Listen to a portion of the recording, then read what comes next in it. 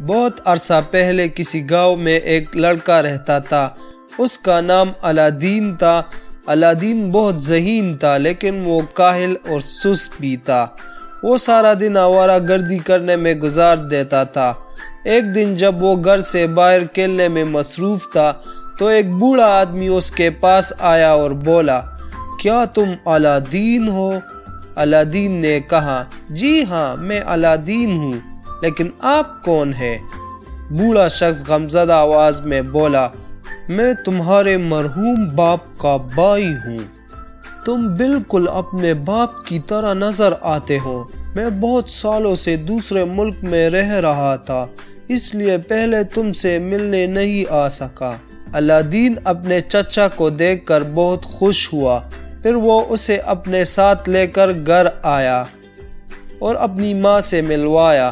ماں نے بوڑھے آدمی کی چکنی چپڑی باتوں پر یقین کر لیا اور اسے اپنے گھر میں رات گزارنے کی اجازت دے دی۔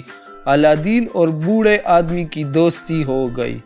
دراصل بوڑھا آدمی ایک جادوگر تھا جو کہ علادین کو اپنے برے مقاصد کے لیے استعمال کرنا چاہتا تھا۔ اگلے دن جادوگر علادین کو لے کر گاؤں سے باہر ایک خوبصورت باغ میں آ گیا۔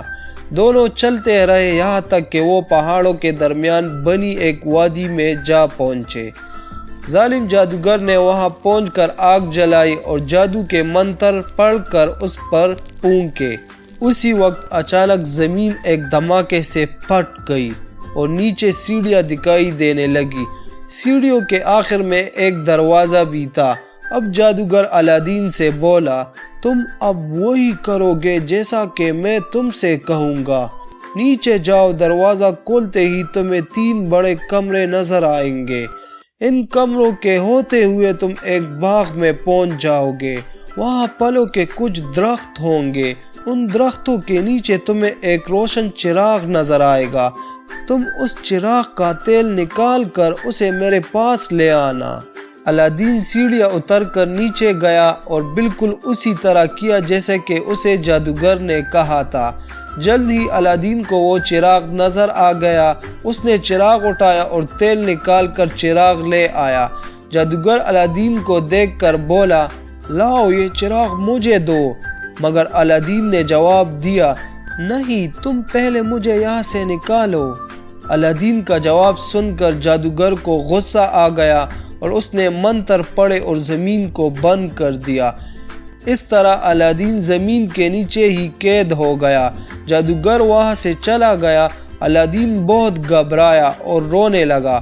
علادین بے چینی سے چراغ پر ہاتھ پھیر رہا تھا کہ اچانک ایک بہت بڑے عجیب و غریب آدمی اس کے سامنے نمودار ہوا۔ علادین اسے دیکھ کر خوفزدہ ہو گیا۔ وہ شخص بولا، میں اس چراغ کا جن ہوں۔ آپ میرے آقا ہیں اور میں آپ کا غلام ہوں۔ آپ حکم کریں، میں آپ کے لیے کیا کر سکتا ہوں؟ یہ سن کر علادین خوش ہو گیا اور جلدی سے بولا، میں واپس اپنے گھر جانا چاہتا ہوں۔ جن بولا، جو حکم ہے میرے آقا۔ اور پلک جھپکتے ہی علادین اپنے گھر کے سامنے کھڑا تھا۔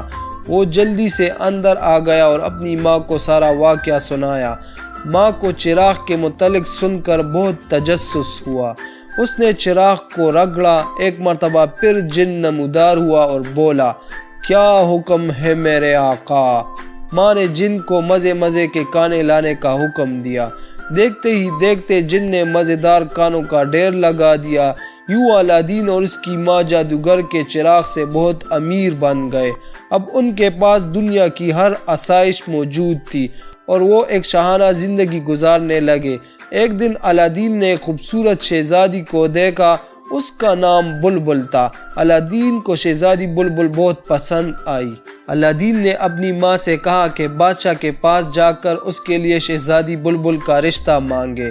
علادین کی ماں نے جب بادشاہ سے شہزادی کے رشتے کی بات کی تو وہ فوراً مان گیا، کیونکہ وہ جانتا تھا کہ علادین اور اس کی ماں کے پاس بہت زیادہ دولت ہے۔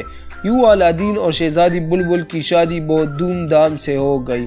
علادین نے چراغ کے جن کو حکم دیا کہ اس کے لیے ایک خوبصورت محل تعمیر کرے اور پھر وہ اپنی بیوی اور ماں کے ساتھ اس محل میں رہنے لگا۔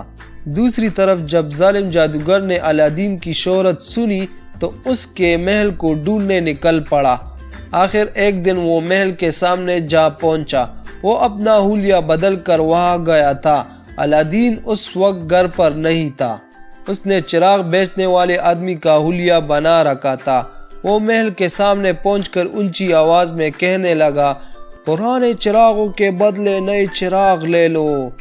جب الادین کی بیوی نے یہ آواز سنی تو باہر آ گئی اور الادین کا جادوئی چراغ دکھا کر بولی، کیا تم اس پرانے چراغ کے بدلے مجھے نیا چراغ دو گے؟ اس نے جادو کا چراغ پکڑا اور ایک نیا چراغ شہزادی بلبل کو تھما دیا۔ جادوگر چراغ پا کر بہت زیادہ خوش تھا۔ اس نے فوراً چراغ رگڑا۔ چراغ کا جن حاضر ہو گیا اور بولا، کیا حکم ہے میرے آقا؟ جادوگر نے جن کو حکم دیا کہ الادین کے محل کو شہزادی سمیت افریقہ پہنچا دیا جائے۔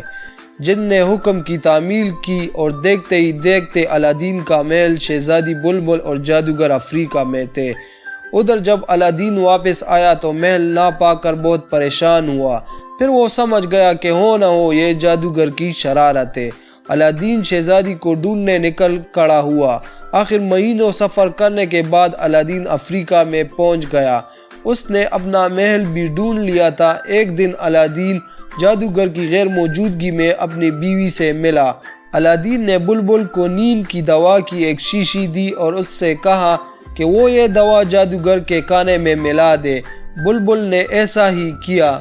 کھانا کھا کر جادوگر سو گیا تو الادین محل میں آ گیا۔ اس نے جادو کا چراغ رگڑا اور جن کو حکم دیا کہ انہیں واپس ان کے وطن لے جائے۔ جن محل سمیت انہیں واپس لے آیا اور یوں الادین اور اس کی بیوی ہنسی خوشی رہنے لگے۔